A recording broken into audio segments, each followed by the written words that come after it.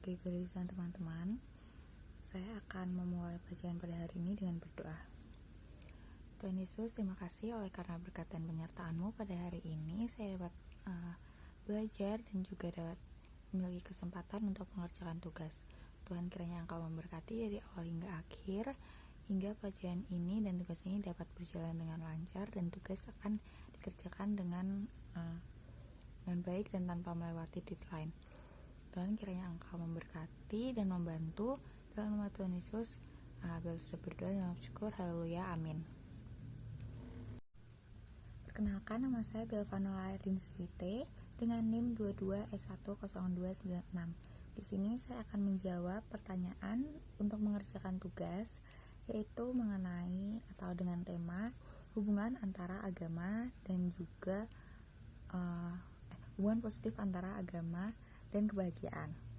Jadi yang pertama itu ringkas gagasan penting pada jurnal tersebut, dan tugas yang kedua, dukung pendapatmu dengan berdasarkan pada kitab suci masing-masing.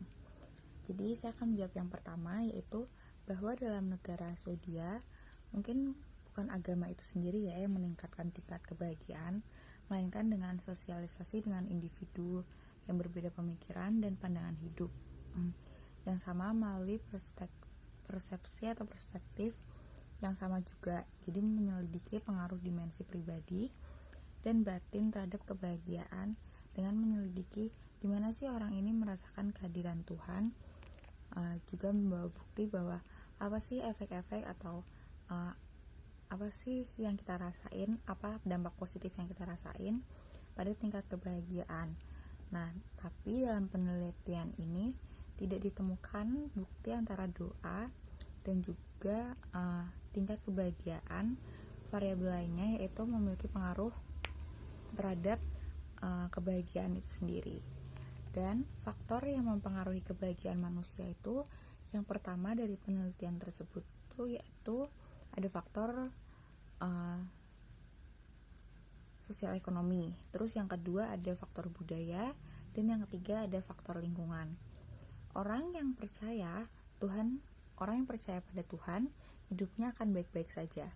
Bagaimana yang dimiliki seseorang bisa menjadikan seseorang lebih tenang untuk menjalani hidup dan beranggapan kalau misalkan kita punya apa yang kita jalani itu sesuai dengan kehendak Tuhan, dan apa yang kita jalani itu udah direncanain sama Tuhan. Jadi kayak kita tuh terus berpikiran positif gitu.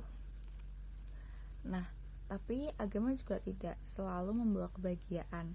Agama juga harus didampingi sama akal pikiran dan akal budi kita, karena kalau misalkan kita tidak berhati-hati, agama justru akan menjadikan seperti seseorang tuh tidak lagi mau untuk berusaha untuk menggapai apa yang dia mau.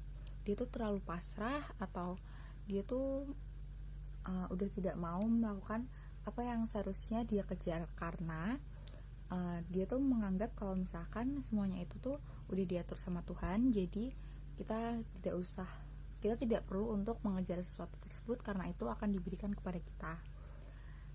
Nah, hal tersebut itu berlebihan, dan menurut saya sendiri agama itu seharusnya dijadikan kontrol diri supaya hidup kita menjadi bahagia.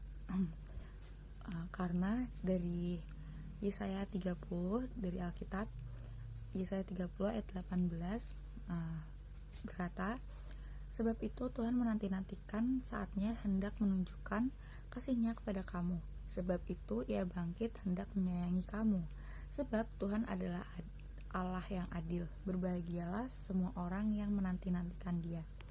Dalam kutipan tersebut, Tuhan meyakinkan kita bahwa Tuhan Maha Adil dan juga Maha Penyayang, sehingga apa yang kita perlu untuk mengontrol hidup kita hingga tiba saat apa yang kita perlu atau apa yang kita harus lakukan, yaitu mengontrol hidup kita hingga tiba saatnya kita bertemu kepada Tuhan Yesus dan berbahagia dalam pelukan kasih setianya. Sekian dari saya mohon maaf jika ada salah kata. Terima kasih.